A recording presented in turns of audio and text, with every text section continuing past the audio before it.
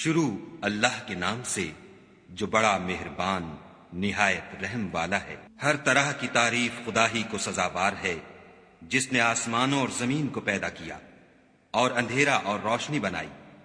پھر بھی کافر اور چیزوں کو خدا کے برابر ٹھہراتے ہیں۔ وہی تو ہے جس نے تم کو مٹی سے پیدا کیا، پھر مرنے کا ایک وقت مقرر کر دیا اور ایک مدت اس کے ہاں اور مقرر ہے۔ پھر بھی تم اے کافرو خدا کے بارے میں شک کرتے ہو، اور آسمان اور زمین میں وہی ایک خدا ہے، تمہاری پوشیدہ اور ظاہر سب باتیں جانتا ہے، اور تم جو عمل کرتے ہو سب سے واقف ہے۔ اور خدا کی نشانیوں میں سے کوئی نشانی ان لوگوں کے پاس نہیں آتی مگر یہ اس سے منہ پھیر لیتے ہیں۔ جب ان کے پاس حق آیا تو اس کو بھی جھٹلا دیا، سو ان کو ان چیزوں کا جن سے یہ استہزاء کرتے ہیں ان قریب انجام معلوم ہو جائے گا۔ کیا انہوں نے نہیں دیکھا کہ ہم نے ان سے پہلے کتنی امتوں کو ہلاک کر دیا جن کے پاؤں ملک میں ایسے جما دیے تھے کہ تمہارے پاؤں بھی ایسے نہیں جمائے، اور ان پر آسمان سے لگاتار مہ برسایا اور نہریں بنا دیں جو ان کے مکانوں کے نیچے بہہ رہی تھیں۔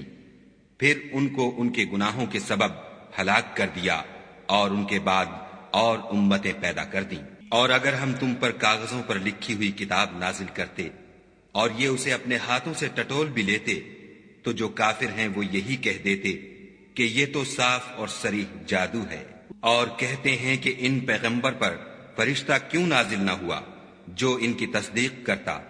اگر ہم فرشتہ نازل کرتے تو کام ہی فیصل ہو جاتا، پھر انہیں مطلق مہلت نہ دی جاتی۔ نیز اگر ہم کسی فرشتے کو بھیجتے تو اسے مرد کی صورت میں بھیجتے، اور جو شبہ اب کرتے ہیں اسی شبے میں پھر انہیں ڈال دیتے۔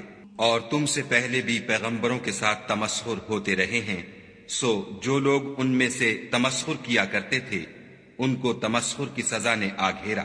کہو کہ اے منکرین رسالت، ملک میں چلو پھرو، پھر دیکھو کہ جھٹلانے والوں کا کیا انجام ہوا۔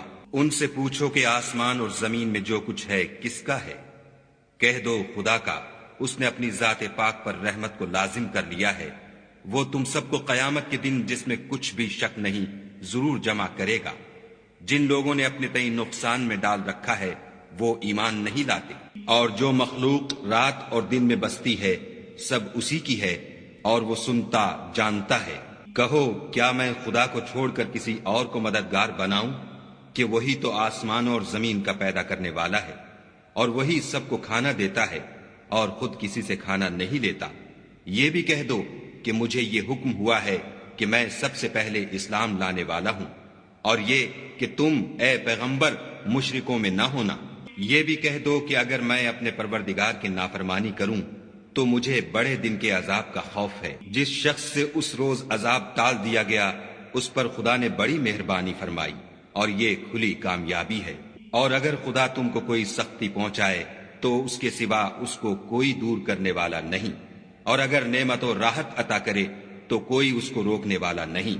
وہ ہر چیز پر قادر ہے، اور وہ اپنے بندوں پر غالب ہے، اور وہ دانا اور خبردار ہے۔ ان سے پوچھو کہ سب سے بڑھ کر قرین انصاف کس کی شہادت ہے؟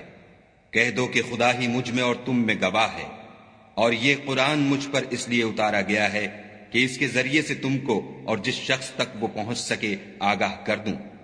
کیا تم لوگ اس بات کی شہادت دیتے ہو کہ خدا کے ساتھ اور بھی معبود ہیں؟ اے محمد صلی اللہ علیہ وآلہ وسلم کہہ دو کہ میں تو ایسی شہادت نہیں دیتا۔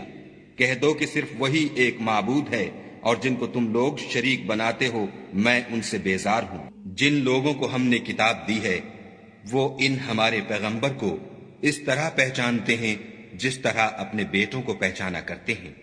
جنہوں نے اپنے تئیں نقصان میں ڈال رکھا ہے وہ ایمان نہیں لاتے۔